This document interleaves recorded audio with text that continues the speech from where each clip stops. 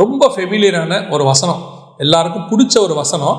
அந்த வசனத்துல தான் நாம் இன்னைக்கு பார்க்க போறோம். மத்தேயு எழுதின சுவிசேஷம் 7ஆம் அதிகாரம் 7வது வசனம், கேளுங்கள் அப்பொழுது உங்களுக்கு கொடுக்கப்படும் அப்படின்னு.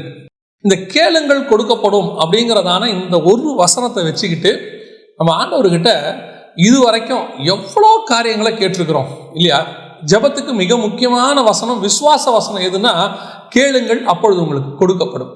அதுலேயும் குறிப்பாக அதுக்கு கீழே 11வது வசனத்தில் வாசிக்கும் போது, பரலோகத்தில் இருக்கிற உங்கள் பிதா தம்மிடத்தில் வேண்டிக் கொள்கிறவர்களுக்கு நன்மையானவரை கொடுப்பது அதிக நிச்சயம் அல்லவா? இந்த வசனத்தை சொல்லிட்டு இப்போ நம்ம என்ன படிக்கிறோம் அப்படின்னா, என் நாமத்தினால எவைகளை கேட்பீங்களோ பெற்றுக்கொள்வீர்கள், கேளுங்கள் அப்பொழுது உங்களுக்கு கொடுக்கப்படும், நன்மையானவைகளை கொடுப்பது அதிக நிச்சயம் அல்லவா அப்படின்னு சொல்லிட்டு நம்ம என்னென்னத்தையோ கேட்க தொடங்குறோம். ஏன்னா இந்த மாசம் பூரா நம்ம ஜெபத்தை பற்றி தானே பார்த்துட்டு இருக்கிறோம்.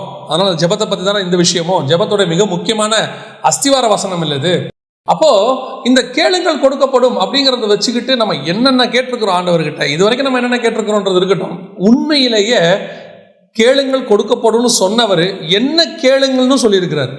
அவர் எல்லாத்தையுமே தெளிவாக எழுதி தான் வச்சிருக்கிறார். இந்த வசனத்தை வச்சுக்கிட்டு நன்மையானவைகளை கேளுங்கள், என்ன வேணாலும் கேளுங்க அப்படின்னு நமக்கு சொல்லி கொடுக்குறாங்க. உண்மையிலேயே இந்த கேளுங்கள் கொடுக்கப்படும் அப்படிங்கிறதுக்கு பின்னாடி எதை பற்றி ஆண்டவர் பேசுறார் அங்கே சொல்லிட்டே வராரு பாருங்க. உங்களில் எந்த மனுஷனாகிலும் தன்னிடத்தில் அப்பத்தை கேட்கிற தன் மகனுக்கு கல்லை கொடுப்பானா? மீனை கேட்டால் அவனுக்கு பாம்பை கொடுப்பானா? பொல்லாதவராகிய நீங்கள் உங்கள் பிள்ளைகளுக்கு நல்ல ஈவுகளை கொடுக்கும்போது பரலோகத்தில் இருக்கிற பிதா தம்மிடத்தில் வேண்டிக் கொள்கிறவர்களுக்கு நன்மையானதை கொடுப்பது அதிக நிச்சயம் அல்லவா அப்படின்னு சொல்லிட்டு, இப்போ நம்ம இதெல்லாம் கேட்டுட்டு நம்ம உலக பிரகாரமான அப்பாவே நம்ம கேட்கறதுக்கு, அதாவது நம்ம இங்கே பார்க்குறோம், உங்கள் பிள்ளைகளுக்கு நல்ல ஈவுகளை கொடுப்பீங்களே, அப்பத்தை கேட்குறவனுக்கு மகனுக்கு கல்லை கொடுப்பானா அப்படின்லாம் சொல்லிட்டு நம்ம என்ன சொல்கிறோம்? இன்னைக்கு நம்ம எதை கேட்டாலும் தேவன் தருவார், கேளுங்கள் ஆண்டவர் நிச்சயம் உங்களுக்கு தருவார் அப்படின்லாம் சொல்கிறாங்க. உண்மையிலேயே இந்த வசனத்துக்கு பின்னாடி எதை கேட்கணும், அந்த கேட்குறத பற்றி என்ன அவர் சொல்லி இருக்கிறாரு அப்படிங்கிறது தான் நாம் இங்கே பார்க்க போகிறோம். எங்கே பார்க்க போகிறோம்? இதே வசனம், இதே சம்பவம் லூக்கா எழுதின சுவிசேஷம் 11ஆம் அதிகாரத்தில் 10வது வசனத்திலிருந்து வருது. நான் அந்த 10வது வசனத்தில் இருக்கிறத வாசிக்கிறேன். ஏனென்றால் கேட்கிற எவனும் பெற்றுக்கொள்கிறான், தேடுகிறவன் கண்டடைகிறான், தட்டுகிறவனுக்கு திறக்கப்படும். உங்களிடத்தில் தகப்பனாய் இருக்கிற ஒருவனிடத்தில் மகன் அப்பம் கேட்டால் அவனுக்கு கல்லை கொடுப்பானா? மீனை கேட்டால் மீனுக்கு பதிலாக பாம்பை கொடுப்பானா? முட்டையை கேட்டால் அவனுக்கு தேளை கொடுப்பானா? பொருளாதாராகிய நீங்கள் உங்கள் பிள்ளைகளுக்கு நல்ல ஈவுகளை கொடுக்க அறிந்திருக்கும் போது பரம பிதாவானவர் தம்மிடத்தில் வேண்டிக் கொள்ளுகிறவர்களுக்கு, இங்கே ஒரு சின்ன ஸ்டாப் நான் கொடுக்குறேன், ஏன்னா இங்கே தான் விஷயமே இருக்கு. நன்மையானவைகளை பரலோக பிதா கொடுப்பது அதிக நிச்சயம் அல்லவா அப்படின்னு சொல்லிட்டு நாம் அந்த நன்மையானவைகள் அப்படிங்கிற இடத்துல இந்த பூமிக்குரிய எல்லா ஆசீர்வாதங்களையும் அந்த இடத்துக்கு கொண்டாந்துட்டு எல்லாத்தையுமே நம்ம கேட்குறோம். கிருபையா ஆண்டவர் சில காரியங்களையும் கொடுக்குறார், இல்லைன்னு நான் சொல்லலை. ஆனால் உண்மையிலேயே இந்த கேளுங்கள் தரப்படும் அப்படிங்கிறதுக்கு எதை கேட்க சொல்லியிருக்கிறாரு அப்படின்னா, கீழே பிதாவானவர் தம்மிடத்தில் வேண்டிக் கொள்ளுகிறவர்களுக்கு பரிசுத்த ஆவியை கொடுப்பது அதிக நிச்சயம் அல்லவா? லூக்கா எழுதின சுவிசேஷம் 11ஆம் அதிகாரம் 13வது வசனத்தில் இருக்கு. அப்ப கேளுங்கள் கொடுக்கப்படும் அப்படின்னது எதற்காக அப்படின்னா, பரிசுத்த ஆவிக்காக. ஏன் அப்படின்னு கேட்டீங்கன்னு சொன்னா, அதுக்கு முன்னாடி 2000 வருஷமா பரிசுத்தவான்கள், பழைய ஏற்பாட்டு பரிசுத்தவான்கள், நீதிமான்கள் அத்தனை பேர் இருந்தாலும் அவர்கள் தேவ ஆவியை பெற்றிருந்தாலும் அந்த பரிசுத்த ஆவியானவர் அவர்களுக்குள்ள தங்கி வாசம் பண்ணவில்லை, அவர்களை சகல சத்தியத்துக்குள்ள நடத்தவில்லை. காரணம், இயேசு கிறிஸ்துவினுடைய அந்த வெளிப்பாடு வந்தாதான் பரிசுத்த ஆவி வர முடியும். ஆனா இயேசுங்கிற நாமமே அவங்களுக்கு கிடையாது. அதனாலதான் வசனம் சொல்லுது, அவர்கள் நம்மை அல்லாமல் பூர்ணராகாதபடிக்கு விசேஷித்த நன்மையான ஈவை நமக்கு ஆண்டவர் வச்சிருந்தார். நன்மையானது ஒன்றை நமக்கு ஆண்டவர் வச்சிருந்தார். எது? இந்த பரிசுத்த ஆவியானவர். எதை கேட்கணும்? வசனம் தெளிவா சொல்லுது, நீங்கள் பரிசுத்த ஆவியை கேட்டால் பிதா கொடுப்பது அதிக நிச்சயம் அல்லவா? அப்ப அதுக்கு முன்னாடி உள்ளவங்க எல்லாம் என்ன கேட்டாங்க? ஆபிரகாம்ல இருந்து எல்லாருமே என்னதான் கேட்டாங்க? நீங்க நல்லா எடுத்துக்கொண்டு பாருங்க. ஆபிரகாம் தனக்கு பிள்ளை இல்லையே அப்படின்னு சொல்லி கேட்டார்.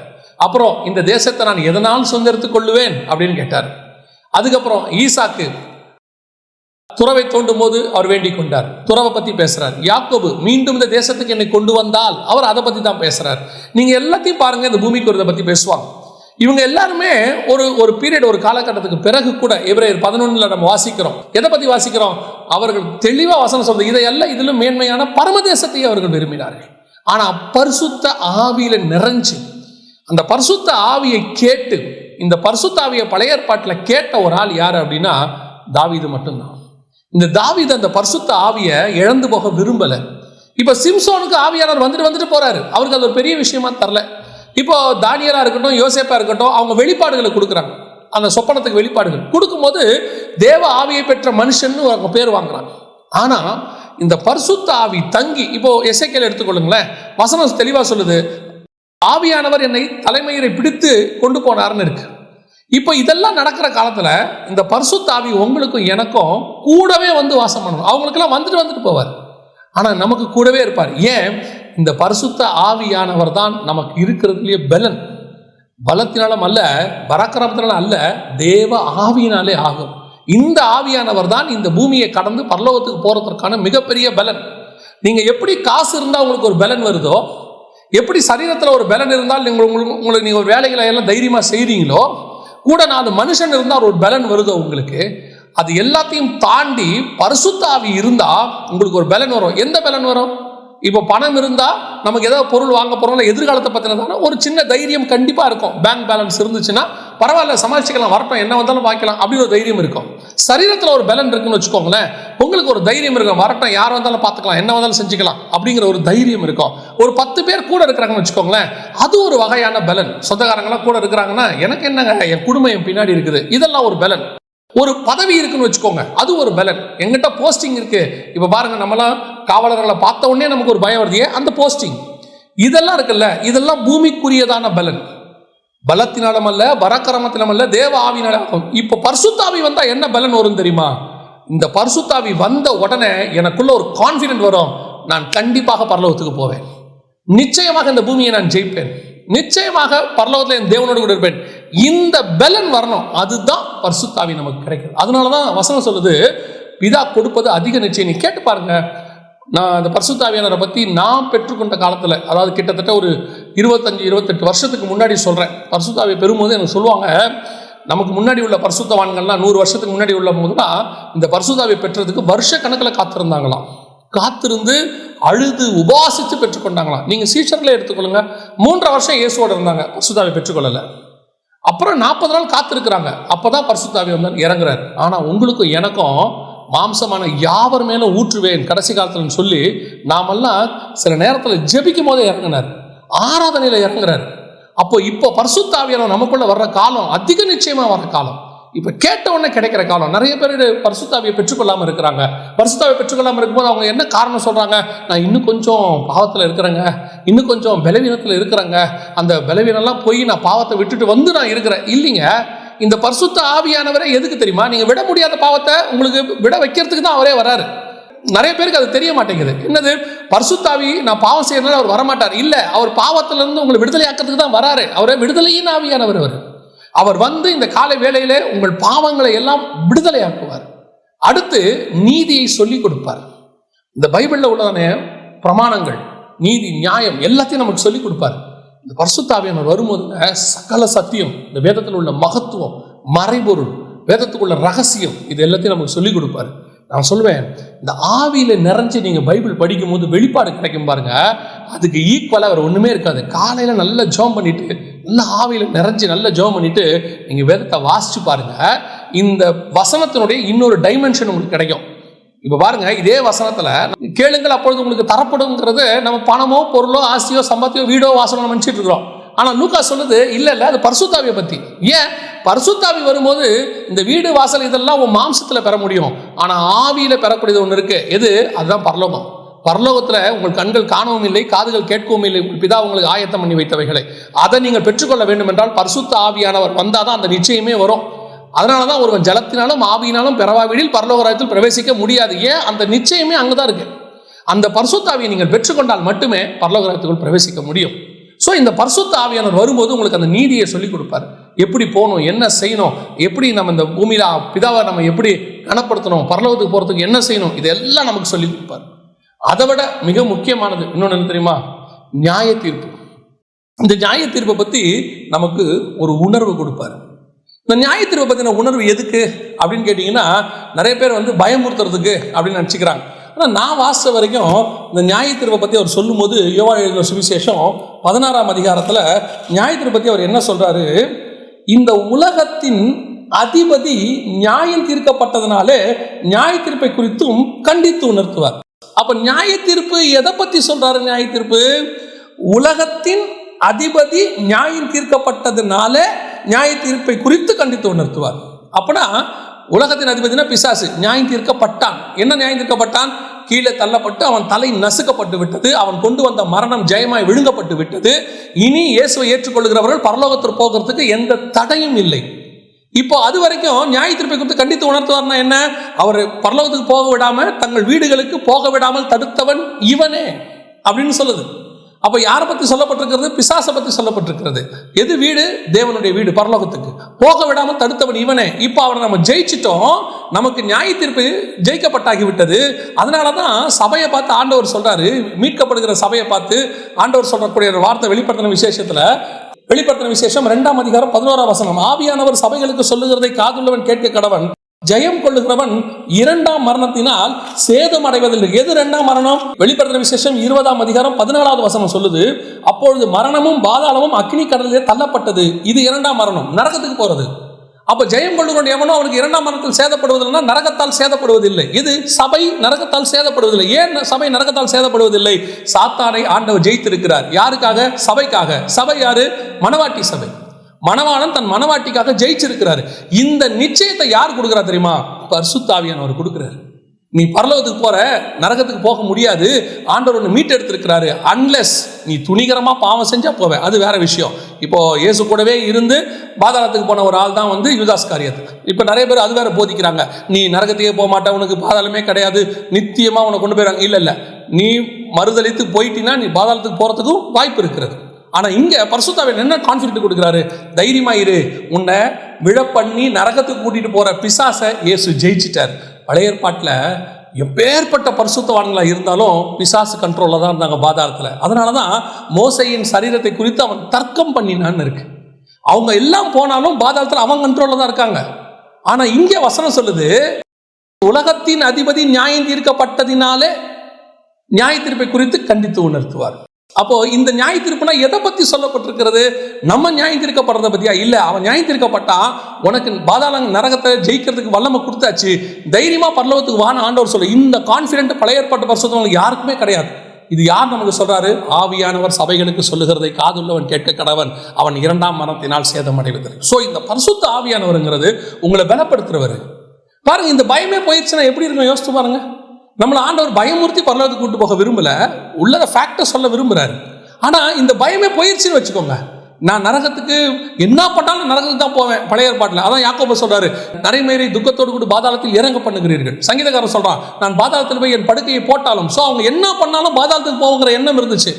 அவங்க என்ன பண்ணாலும் வாக்குத்தத்தம் பண்ணப்பட்ட அடைய முடியாதுங்கிறது அவங்களுக்கு தெரிஞ்சு போச்சு. ஆனால் உங்களுக்கு எனக்கும் நம்ம ஒழுங்காக வாழ்ந்தா பரலோகத்துக்கு போகலாங்கிறது நமக்கு ஓப்பன் ஆயிடுச்சு. இவ்வளோ பெரிய கான்ஃபிடென்ட் யார் கொடுக்குறா? பரிசுத்த ஆவியானவர் கொடுக்கிறாரு. இந்த பரிசுத்த ஆவியை நீங்க கேளுங்கள், அப்பொழுது பெற்றுக்கொள்வீர்கள். அது எதை கேட்க சொல்றாங்க? பிதாவை போய் எதை கேட்கணும் யோசித்து பாருங்க. இப்போ நீங்க ஒரு பெரிய முதலமைச்சரையோ பிரதமரையோ ஜனாதிபதியோ அல்லது அமெரிக்க ஜனாதிபதியோ பார்க்க போறீங்க. பார்க்க போகும்போது அவர் சொல்றாரு, நீங்க எங்கிட்ட என்ன வேணும் கேளுங்க, நான் உங்களுக்கு கொடுக்க விரும்புறேன் அப்படின்னு சொன்ன உடனே அவர்கிட்ட போயிட்டு எனக்கு ஒரு டெய்ரி மில்க் சாக்லேட் வாங்கி தரீங்களான்னு கேட்டா எப்படி இருக்கும்? அவர் என்ன யோசிப்பாரு? ஏன்பா அதை நீயே வாங்கிக்கலாமே, உன்னாலே வாங்க முடியுமே. உன்னால வாங்க முடியாத, என்னால மட்டுமே கொடுக்க முடிஞ்ச ஒன்னை கேட்டினா அதான் வேல்யூ. நம்மளால வாங்க முடியாத, அவரால் கொடுக்க முடிஞ்ச ஒன்று நீ கேளு, அதுதான் வேல்யூ. அவர் தான் கேட்கணும். அப்போ பிதா கிட்ட கேட்கும்போது எதை கேட்கணும்? வீடு வாசல் இங்க இருக்கிறது இதெல்லாம் நீயே சம்பாதிக்கலாம், நம்மளே சம்பாதிக்கலாம், நம்மளாலே முடியும். ஒரு உலக மனுஷனே 4000 கோடி ரூபாய்க்கு வீடு கட்டி இருக்கிறானா? ஒரு உலக மனுஷனே கிரேட் வால் ஆஃப் சைனா கட்டியிருக்கான். ஒரு உலக ராஜாவே மிகப்பெரியதான வேர்ல்டு வண்டர்ஸ் எல்லாம் கட்டியிருக்கிறாங்க. அப்போ மனுஷனால் அதெல்லாம் முடியும். நம்மால் முடியாததும் அவரால் மட்டும் முடிந்ததும் எதுவோ அதைத்தான் கேட்கணும். அதைத்தான் சொல்றாரு, கேளுங்க கொடுக்கப்படும். எது? அது வரைக்கும் பழைய ஏற்பாட்டு எந்த பரிசுத்தவான்கள் எப்படி கேட்டாலும் கிடைக்காத சர்வ வல்லமை உள்ள பரிசுத்த ஆவியானவரை கேளுங்கள், அப்பொழுது அவர் உங்களுக்குள்ளே வந்து வாசம் பண்ணுவார். உள்ளங்கால் பதிக்க இடமில்லாதபடியினாலே புறா புறப்பட்டு பேழைக்குள் வந்துருச்சுன்னு இருக்கு. ஞான அர்த்தம் என்னன்னா, பரிசுத்தாவி 4000 வருஷமா பூமியில இறங்கறதுக்கு இடமே இல்லை, எந்த மனுஷனும் இல்லை. அவர் போயிட்டார் திருப்பி. அவர் ஜலத்தின் மேல் அசைவாடி கொண்டே இருந்தாரு. அந்த ஜலத்தின் மேல் அசைவாடுறவருக்கு ஒரே ஒரு ஸ்தலம் கிடைச்சிச்சு கால் பதிக்கிறதுக்கு. இதுதான் யோர்தானிலிருந்து இயேசு வெளியே வருகிறார். ஜலத்தின் மேல் அசைவாடி கொண்டு ஆவியானவர் அவர் மேல் இறங்கினார். இப்ப இந்த இயேசு கிறிஸ்துவின் வழியாக உங்களுக்கும் எனக்கும் பரிசுத்த ஆவியானவர் நமக்குள்ளே வருவதற்கு வாய்ப்பு கிடைச்சிருக்கு. இந்த ஆவியானவரை கேட்க சொல்றாரு, இதை கேளுங்கள், அப்பொழுது உங்கள் சந்தோஷம் நிறைவாக இருக்கும்படி உங்களுக்கு பிதா கொடுப்பார். அவர் முன்னாடியே அழகா சொல்லிட்டார் பாருங்களேன். பொல்லாதலாகிய நீங்கள் அப்பம், தேள், மீன் இதெல்லாம் கொடுப்பீங்க. நான் பரிசுத்த ஆவியை கொடுப்பேன். இந்த பரிசுத்த ஆவி தான் நமக்கு பிதா கொடுக்கக்கூடிய மிக முக்கியமான விஷயம். கொலோசியர் 3:1 தெளிவாக சொல்லுது, நீங்க எதை கேட்கணும் தெரியுமா? பிதாவின் வலது பார்சத்தில் இருக்கிற மேலானவைகளையே நாடுங்க. அதை கேளுங்க. அதை காலை வேளையில் ஆண்டவர்கிட்ட அந்த மாதிரி காரியங்களை கேளுங்க, மேன்மையானதை கேளுங்க. நான் திருப்பி ஒரே ஒரு விஷயத்தை மட்டும் சொல்லிட்டு நான் உங்களுக்கு இன்னைக்கு காலையில் பரிசுத்த ஆவிக்காக நான் ஜெபம் பண்ணி முடிக்க போகிறோம். என்ன தெரியுமா? நான் சொன்னது தான் திருப்பியும் சொல்றேன். இந்த லைனை மனசுல வச்சுக்கோங்க. இதை மனசுல வச்சுக்கிட்டு ஆண்டவர்கிட்ட பேசுங்க, கேளுங்க. என்ன தெரியுமா? உங்களால வாங்க முடியாததும் வேற யாராலையும் கொடுக்க முடியாததையும் ஆண்டவர்கிட்ட கேட்கணும். நம்மளால வாங்க முடிஞ்சதையும் ஆண்டவர்கிட்ட கேட்கக்கூடாது, வேற மனுஷனால கொடுக்க முடிஞ்சதையும் ஆண்டவர்கிட்ட கேட்கக்கூடாது. நான் கேட்கறது எது தெரியுமா? ஆண்டவரே, என்னால் என்ன பண்ணாலும் அதை வாங்க முடியாது. ஆண்டவரே, வேற எந்த மனுஷனாலையும் அது கொடுக்க முடியாது. இயேசு சொல்றாரு, ஒருவரும் கொடுக்க கூடாததும் எடுக்கக்கூடாததுமான சந்தோஷத்தையும் சமாதானத்தையும் நான் உங்களுக்கு அதை கேட்கணும். அதான் கேட்கணும். பரலோகம் எந்த மனுஷனாலும் கொடுக்க முடியாது. நித்திய ஜீவன் வேற யாராலையும் கொடுக்க முடியாது. வலது பார்சத்துல இடம் வேற யாராலையும் கொடுக்கவே முடியாது. அதெல்லாம் கேட்கணும். அதை கேளுங்க. இதுக்கெல்லாம் மூல ஆதாரமா இருக்கிற பரிசுத்த ஆவியானவரை கேளுங்க. அவர் வந்துட்டார்னா இதெல்லாம் உங்களுக்கு கூட கொடுக்கப்படும். எபேசியர் 4:30 சொல்லுது, மீட்கப்படும் நாளுக்கு என்று முத்திரையான பரிசுத்த ஆவி அவர் தான் உங்களை என்னையும் பரலோகத்தில் இந்த வருகையில மீட்டு கொண்டு போய் இவ்வளவு கிஃப்டையும் கொடுக்க போகிறவர். அதனால ஒவ்வொரு நாளும் சங்கீதக்காரன் சொல்றது போல, உங்களுடைய ஆவியை என்னை விட்டு எடுக்காதுங்க, உங்க ஆவியை நான் துக்கப்படுத்தாம பார்த்துக்குங்க. ஒவ்வொரு நாளும் இந்த ஆவியானவரை நான் சந்தோஷப்படுத்தணும். ஒவ்வொரு நாளும் சகல சத்தியத்துக்குள்ளும் அவர் எனக்கு வெளிப்பாடுகள் கொடுக்கணும். இப்படி கேளுங்க. இந்த ஜெபம் பிதாவுக்கு உகந்த ஜெபம். நம்ம ஜெபம் பண்ணுவோமா? சர்வ வல்லமையுள்ள எங்கள் தகப்பனே, இந்த கால வேளையில ஆண்டவரே, நாங்கள் இதுவரைக்கும் உலகத்தில் உள்ளவைகளை கேட்டது போதும். ஆண்டவரே, உலகத்தில் உள்ளதெல்லாம் வாங்க முடிஞ்சது, அதெல்லாம் அழிவுக்கு நேராது. காண்கிறவைகள் எல்லாம் அநித்தியமானவைகள். ஆண்டவரே, நாங்கள் காணாதவைகளை கேட்கிறோம், எங்களால் வாங்க முடியாததை கேட்கிறோம், மனுஷனால் கொடுக்க முடியாததை நாங்கள் கேட்கிறோம். உங்க பரிசுத்த ஆவி எங்களுக்கு தாங்கப்பா. அந்த பரிசுத்த ஆவினால் உண்டாக்குற சந்தோஷத்தை எங்களுக்கு தாங்கப்பா. அந்த பரிசுத்த ஆவினால் உண்டாகிற பலத்தை எங்களுக்கு தாங்கப்பா. அந்த பரிசுத்த ஆவினால் உண்டாகிற வெளிப்பாடுகளை எங்களுக்கு தாங்கப்பா. அந்த பரிசுத்த ஆவியானவர் நீர் எங்களுக்கு நியமித்தவைகளை எங்கள் கண்கள் திறக்க காண்பிப்பாரு. அதை நாங்கள் பெற்றுக்கிறோம். ஆண்டவரே, அங்க ஆவிக்குள்ளாக எங்களுக்கு சொல்லிக் கொடுங்கப்பா. ஆவிக்குள்ளாகும் போது எங்களுக்கு வானம் திறக்கிறத எங்களால பார்க்க முடியுமே, அதை எங்களுக்கு தாங்கப்பா. கீழானவைகள் அல்ல, மேலானவைகளை நாட ஆண்டவரே எங்களுக்கு சொல்லிக் கொடுங்க. ஆண்டவரே, நாங்க முதல்ல அதை கத்துக்கிறோம்ப்பா. இன்னும் நாங்க கீழானதை கேட்டு, அநித்தியமானவைகளை கேட்டு, அழிவுள்ளதுகளை கேட்டு, ஆண்டவரே, நாங்க இன்னும் குறைவுள்ளவர்களாவே காணப்படுறோமே. நாங்க ஒவ்வொருத்தரும் இங்க ஜெபிக்கிற ஒவ்வொருத்தரும், பார்த்துக்கிட்டு இருக்கிற ஒவ்வொருத்தரும் கீழானவைகள் அல்ல, மேலானவைகளை நாடுகிறவர்களாக எங்களுக்கு நியமித்து வைத்திருக்கிற அந்த மகத்துவங்களை, ஒருவரும் ஒரு காலம் கொடுக்க முடியாததும் எடுக்க முடியாததுமான மகத்துவங்களை காண பார்க்க கர்த்தர் எங்களுக்கு கிருபை பாராட்டும். இந்த வேதத்தை வாசிக்கும் போது எங்களுக்கு ஆண்டவரே, அந்த வேதத்துக்குள் ஆழத்தில் இருக்கிற பொக்கிஷங்களை, ஒளிப்பிடத்தின் பொக்கிஷங்களையும் ஆண்டவரே, அந்தகாரத்தில் உள்ளதான புதையல்களையும் எடுத்து எங்களுக்கு கொடுங்கப்பா. ஆண்டவரே, அவைகளை நாங்கள் உண்டு புசித்து ஆண்டவரே, கர்த்தர் நல்லவர் என்பதை ருசிக்க எங்களுக்கு கிருபை பாராட்டும். ஆசீர்வதி, வழி நடத்தும். ஒவ்வொருத்தரும் நம்முடைய பரிசுத்த ஆவியானவர் மூடி இருப்பீராக.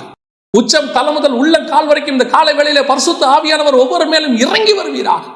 ஆண்டவரே, வாஞ்சியம் தவணமுள்ள ஆத்துமாக்களை நிரப்புவேன் என்று சொன்ன எங்கள் ஆவியானவர் ஆண்டவரே, இந்த காலை வேளையில ஒவ்வொருத்தரையும் நிரப்பும்படி நாங்கள் ஜெபிக்கிறோம். மகிமை மூடட்டும். ஆசீர்வதியும். இயேசுவின் நாமத்தில் பிதாவே.